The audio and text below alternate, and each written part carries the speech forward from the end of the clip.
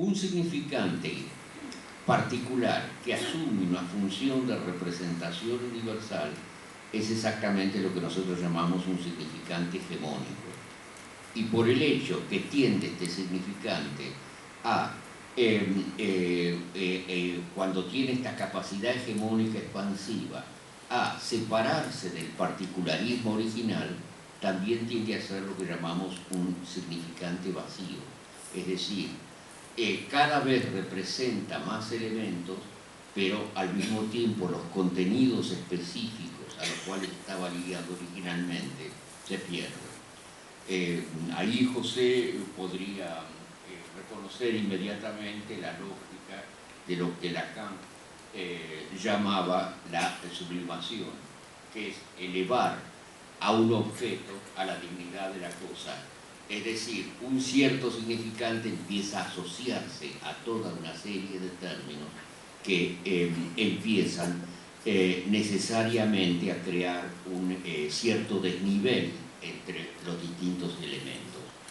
Pero lo que me parece que para el análisis político es absolutamente central es retener todas las distensiones de este modelo, y después voy a decir algo sobre América Latina a partir de esto. En primer lugar, la idea de que todo elemento social, demanda, símbolo, etc., está sometida a estas dos lógicas opuestas, pero que sin embargo se combinan en varios grados entre el particularismo y el universalismo.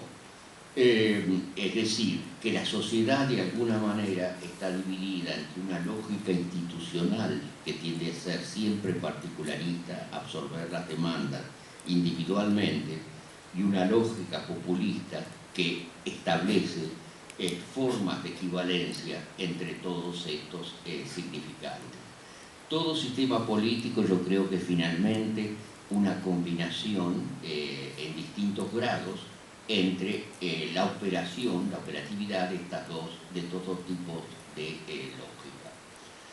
Y en segundo lugar, es importante entender que este momento de la cristalización de la totalidad de la cadena que divide finalmente la sociedad en dos campos es absolutamente central en la constitución de cualquier identidad popular. Es el momento de Braden o Perón, el momento en que la sociedad empieza a verse dividida fundamentalmente en dos campos. Ahora, si nosotros ponemos este análisis estructural en términos de la historia acerca de cómo los sistemas democráticos se construyen, ustedes ven que, por ejemplo, en toda la historia europea hay una dualidad esencial desde el siglo XIX.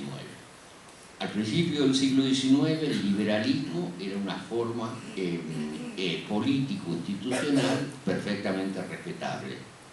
De otro lado, democracia era un término peyorativo, es como lo que es populismo hoy en día para el señor Morales Solá.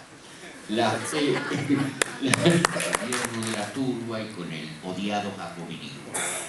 Y requirió, como estaba diciendo ayer en una conferencia que di, todo el largo proceso de revoluciones y reacciones del siglo XIX para llegar a una articulación estable, de modo que liberal democrático para nosotros hoy día es una cierta totalidad inescindible, que en realidad es más escindible de lo que la gente piensa. Pero yo diría que en América Latina esa fusión entre liberalismo y democracia nunca se logró.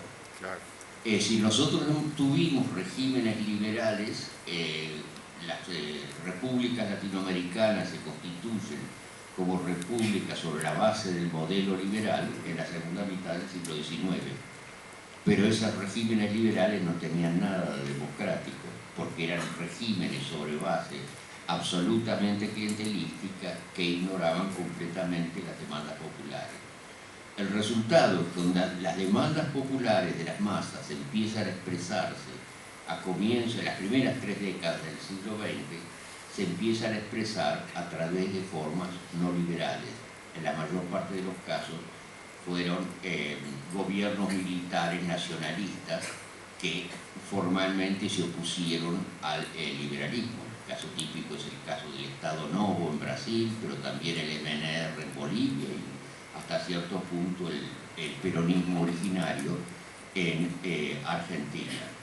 Y yo creo que solamente en los últimos 30 años, como resultado de las dictaduras brutales que hemos experimentado, que golpearon tanto a la tradición democrático-liberal como a la tradición nacional-popular, que una cierta confluencia entre los dos elementos se va dando.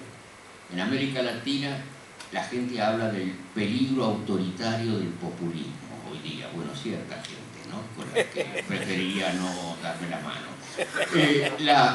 Yo diría que si hay un peligro para la democracia en América Latina, ese peligro no viene del populismo, ese peligro viene del neoliberalismo. Muy bien. ¡Bravo! En Chile, de los Chicago Boys, necesitaron de la dictadura de Pinochet para ser implementada. José Alfredo Martínez Dioso, instalado pacíficamente ahí en el Cábana,